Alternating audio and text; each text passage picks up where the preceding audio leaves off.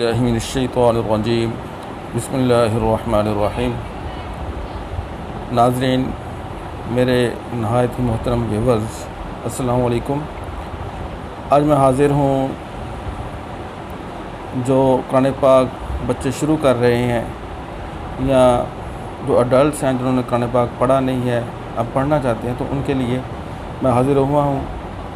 अल्हम्दुलिल्लाह आज हमने इंशाअल्लाह ये सिलसिला जारी रहेगा।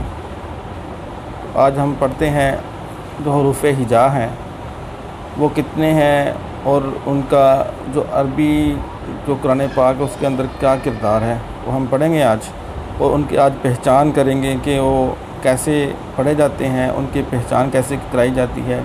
जो बिगनर्स हैं बच्चे, उनको कैसे पढ़ाएं कि वो जल्दी से इनको पहचान कर लें और आगे उनको मसला ना पेश आए पढ़ने के लिए, क्योंकि ये बेसिक जो अल्फ़ाबेट्स हैं इनको अगर सही से याद ना किया जाए, इनके जो डॉट्स हैं, इनके जो नुक्ते हैं, उनकी पहचान ना की जाए और इनकी जो शेप्स हैं, शक्लें हैं, ये याद ना की जाए तो फिर आगे जाके बहुत मसला बनता है। तो इससे पहले कि मैं सबक शुरू करूं तो मेरी आपसे गुजारिश है कि मेरे इस चैनल को सब्सक्राइब करें और शेयर करें और इसको लाइक करें और अपने दोस्तों को भी इसकी दावत दें इसको देखने के लिए, ताकि सदका जारिया आपके लिए बन जाए। तो आइए स्टार्ट करते हैं। सबसे पहले हम ऊपर जो इंस्ट्रक्शंस हैं ये पढ़ते हैं और ये तख्ती नंबर 1 है। तो तावुज़ जो है वो पढ़ते हैं अऊज़ु बिल्लाहि मिनश्शैतानिर्रजीम बिस्मिल्लाहिर्रहमानिर्रहीम। तो अब हदायत पढ़ते हैं। ये हरूफ मुफरदात बुनियाद हैं, इसी में बच्चे के तलफ़्फ़ुज़ दुरुस्त करवाएं और हरूफ के नुक्ते भी याद करवाएं। सतर के आखिर से दाएं और ऊपर से नीचे और नीचे से ऊपर की तरफ पढ़वाएं। अगर इस तख्ती में कमी रही तो याद रखिए इसका असर बहुत आगे तक जाएगा और कमज़ोर बुनियाद पर अच्छी इमारत मुमकिन नहीं। तो इसलिए मैं पहले भी बयान कर चुका हूँ कि ये जो हरूफ़ हिजा हैं इनको ध्यान से पढ़ें, बच्चे को ध्यान से इसकी पहचान करवाएं और बार बार जितनी देर तक इसकी सही से पहचान ना हो जाए तो आगे ना चलें। तो आइए आज हम इनकी जो कुल तादाद है उनको भी डिस्कस करते हैं। तो हरूफ़ हिजा जो हैं इनकी कुल तादाद जो वैसे जो लिखने में आती है, जो इधर लिखी हुई है सामने आपके आ रही है, वो है 30, लेकिन अगर देखा जाए तो ये 28 बनती है। जैसे मैं बयान करता हूँ कि अलिफ़ और हमज़ा जो है इनकी आवाज़ एक ही है, तो इसलिए ये एक ही कंसिडर किया जाता है। आगे चल के अलिफ़ और हमज़ा को हम एक ही कंसिडर करेंगे। और जो या है, उर्दू के अंदर या छोटी और बड़ी होती है, लेकिन ये दोनों एक ही पढ़े जाते हैं। अरबी के अंदर इनकी आवाज़ एक ही है। या और बड़ी या, छोटी और बड़ी या का कोई इधर कॉन्सेप्ट नहीं है। तो इसलिए टोटल हरूफ ये इस तरह 28 बनते हैं। अगर अलिफ़ और हमज़ा को अलग-अलग कर लिया जाए तो ये 29 बनते हैं। तो इसलिए ये कॉन्सेप्ट है इसका। तो आज हम पढ़ते हैं कि इनकी पहचान कैसी कराई जाए। सबसे पहले तो अलिफ़ जो है वो खाली होता है। बच्चे को बताएं कि जो अलिफ़ है ये खाली है और बाकी जो आगे 3 लेटर्स हैं ये इनकी शेप एक तरह की होती है, लेकिन बस नुक्तों का, डॉट्स का फ़र्क होता है। बच्चे को बताएं कि जो बा के नीचे एक नुक्ता होता है, ता के ऊपर 2 नुक्ते होते हैं और सा के ऊपर 3 नुक्ते होते हैं। तो इस तरह बच्चे को इन 3 हरूफों की अलग से पहचान करवाएं कि ये बा की इस तरह की शक्ल है और नुक्ते इस तरह, बा के नीचे और ता के ऊपर 2 और सा के ऊपर 3 नुक्ते हैं। तो इस तरह बच्चे की जो मेमोरी के अंदर ये इंशाअल्लाह ता देर रहेंगे और आने वाले वक्त में ये भूलेंगे नहीं। तो इस तरह आगे जीम, हा और ख़ा है। जीम, हा और ख़ा है, इनकी भी शेप एक तरह की है। तो बच्चे को बताएं कि जीम की शेप के अंदर जो है एक नुक्ता है, हा खाली है और खा के ऊपर एक नुक्ता होता है। तो बाकी जो पढ़ने का तरीका है वो बाद में हम पढ़ते हैं। बस ये एक जो पहचान करने का जो बच्चे को तरीका बताना है वो मैं आज डिस्कस करूँगा इंशाअल्लाह ताला। उसके बाद अगर मौका मिला तो इसके पढ़ने का तरीका भी जो है वो भी इंशाअल्लाह ताला करेंगे। अब है दो अगले लेटर्स, दाल और ज़ाल। इनकी शेप जो होती है अक्सर जो बच्चे कंफ्यूज हो जाते हैं और दाल और रा के ऊपर आ जाते हैं, ज़ाल और ज़ा के ऊपर आ जाते हैं। तो इनकी थोड़ी सी मुख्तलिफ शेप्स होती हैं। दाल थोड़ा सा गोल होता है और रा के अंदर थोड़ा सा कॉर्नर बना होता है। इस तरह बच्चे को बताएं कि दाल और ज़ाल और रा और ज़ा में थोड़ा थोड़ा फ़र्क है, और दाल और ज़ा में ये फ़र्क है, दाल खाली होता है और ज़ाल के ऊपर एक नुक्ता होता है। इस तरह मैं पहले भी डिस्कस कर चुका हूँ कि रा और ज़ा के अंदर थोड़ा सा फ़र्क है, और रा के और दाल के दरमियान ये फ़र्क है कि रा के अंदर कॉर्नर दरमियान में बना होता है और दाल गोल होता है दरमियान से, और रा खाली होता है और ज़ा के ऊपर एक नुक्ता होता है। आगे आगे सीन और शीन, ये भी एक तरह की शेप्स हैं लेकिन बस नुक्तों का फ़र्क है। सीन को बच्चे को बताएं कि सीन के अंदर ये तीन जो छोटे से दांत बने होते हैं शुरू में, ये इसकी पहचान है सीन की। और कह लें कि शॉर्ट टीथ होते हैं, और शीन के अंदर भी ऐसे ही होता है लेकिन उसके ऊपर तीन नुक्ते होते हैं, डॉट्स होते हैं। इस तरह दोनों में डिफ्रेंशिएट किया जाएगा।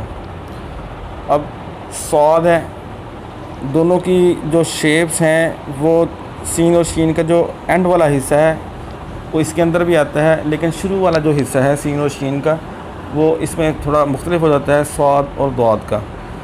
वो बच्चे को बताएं कि ये जो गोल सा शुरू में आता है हिस्सा, ये स्वाद के ऊपर होता है, बाकी जो हिस्सा अगला हिस्सा है वो सीन और शीन की तरह का होता है, और स्वाद खाली होता है और द्वाद के ऊपर एक नुक्ता होता है। आगे तौ और ज़ा, बच्चे को बताएं कि ये तौ और ज़ा है, और तौ खाली होता है और ज़ा के ऊपर एक नुक्ता होता है। वो बच्चे को ये बताएं, और जो अडल्ट्स मेरी ये वीडियो देख रहे हैं तो वो ये भी याद रखें कि जो अल्फ़ाबेट्स हैं इसके अंदर जोड़े बनाकर याद किए जाते हैं, ताकि जो बिगनर्स हैं उनको ये पहचान हो सके। तौ और ज़ा जोड़ा है, एक आइन और गाइन एक जोड़ा है, स्वा और द्वाद जोड़ा है, सीन और शीन जोड़ा है, इस तरह आइन और गाइन जोड़ा है। तो इसलिए ये जल्दी से याद हो जाएंगे। और बाकी जो मिलते जुलते हैं उनको भी उसके अंदाज से ही याद करना चाहिए। बच्चों को पहचान करवाई जाए कि जैसे बा ता सा है, जीम हा खा है, ये आपस में मिलते हैं, एक फैमिली के साथ ताल्लुक़ रखते हैं, बस नुक्तों का फ़र्क होता है। तो इसलिए ये बच्चे को फिर जल्दी से याद हो जाएगा और ज़्यादा मेहनत नहीं करना पड़ेगी। आगे आता है आइन और गाइन। यहाँ बच्चे के अंदर कन्फ्यूजन आ जाती है कि ये हमज़ा और जो आइन है ये आपस में ऊपर वाले जो हिस्से हैं ये मिलते जुलते हैं। यहाँ मैं बयान करता जाऊँ कि जो आइन है ये थोड़ा सा ज़्यादा कर्व होता है, उसका आगे जो वाला मुंह होता है ज़्यादा खुला होता है, और हमज़ा का इतना खुला नहीं होता। ये इसका मेन जो है डिफरेंस है। और आइन और गाइन आपस में मिलते हैं, एक फैमिली है, और गाइन के ऊपर एक नुक्ता होता है। आगे आ जाएं, फ़ा बच्चे को ये भी कन्फ्यूज़न हो जाती है बात का कि बा और फ़ा के अंदर थोड़ा सा फ़र्क है कि ये शेप जो है एक तरह की है, लेकिन जो शुरू वाला हिस्सा है फ़ा का वो थोड़ा सा गोल ऊपर से कर्वी होता है। तो इसलिए बच्चे को ये पहचान करवाएं, इधर से पहचान करवाएं कि जब ऊपर से कर्व है, थोड़ा सा गोल है, और ऊपर उसके फ़ा के ऊपर नुक्ता होता है, और थोड़ा सा इसको लंबा भी किया जाता है। आगे आ जाए, काफ़ है, काफ़ और नून का थोड़ा सा आपस में मिलता जुलता होता है। काफ़ के ऊपर थोड़ा सा कर्व होता है और दो नुक्ते होते हैं, और नून के अंदर नुक्ता होता है, और उसके शुरू में कोई कर्व नहीं होता। और काफ़ है, ये दोनों काफ़ आपस में इनकी जो आवाज़ें मिलती जुलती होती हैं, लेकिन काफ़ जो नुक्तों वाला होता है इसको मोटा करके पुर करके पढ़ते हैं, और काफ़ को बारीक पढ़ते हैं। आगे लाम, मीम, ये एक एक तरह के एक अलग अलग लफ्ज़ हैं। और नून, आगे है वाव, वाव, हा, ये हा, ये भी हा है और ये भी हा है। तो इस तरह ये हा जो है मैं आगे चल के बताऊँगा, अर्ज़ करूँगा कि हा दोनों के अंदर फ़र्क क्या है। ये लिखने के अंदर भी फ़र्क है, लेकिन यहाँ पहचान हमने करनी है पढ़ने के लिए कि इनकी शेप्स में क्या डिफरेंस है। तो ये जो है इसको हम हा कहते हैं, इसको गोल हा कहते हैं। ये पढ़ने में थोड़ा सा डिफरेंस है इसमें।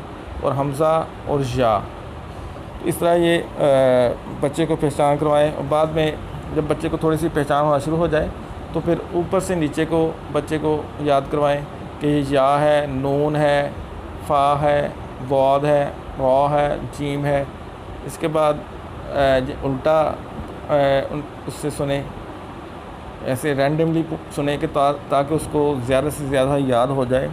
उसकी जो शेप्स हैं, बाद बच्चे जो होते हैं वो इन सीक्वेंस तो याद कर लेते हैं, लेकिन जब सीक्वेंस से हट के रैंडमली सुने तो वो भूल जाते हैं, क्योंकि उनको असल में सही तरह पहचान नहीं होती। तो इसलिए बच्चों को रैंडमली भी सुने और ऐसे भी सुने, या, मीम, आइन, सीन, हा, ताकि हर तरह से तसल्ली हो जाए कि बच्चे को ये अच्छे से पहचान हो गई है। उम्मीद है कि आज की जो हमारी वीडियो है आपको बहुत पसंद आई होगी। इंशाअल्लाह हम आगे भी जो बाकी जो लेटर्स हैं हुरूफ़ हिजा के वो भी अदा करेंगे और इंशाअल्लाह ये मुकम्मल सबक पढ़ेंगे। तो मेरी दोस्तों से गुजारिश है कि वो मेरे चैनल को सब्सक्राइब करें और जो रोज़ाना की बुनियाद पर मैं ये वीडियो अपलोड करूँगा वो भी देखते रहें, ताकि जो हमारे बच्चे हैं जो अभी कुरान पाक पढ़ नहीं सके या पढ़ना शुरू किया है या वो पहचान नहीं कर रहे लफ्ज़ों की, तो उनके लिए ये नहायत ही ज़रूरी वीडियो है। तो मेरी दोस्तों से गुजारिश है कि बच्चों को बार बार इस वीडियो को उनको दिखाएं ताकि बच्चे ध्यान से देखें और लफ्ज़ों की पहचान करें। और मेरी गुजारिश है कि ये वीडियो अपने दोस्तों को शेयर भी करें। अस्सलामु अलैकुम।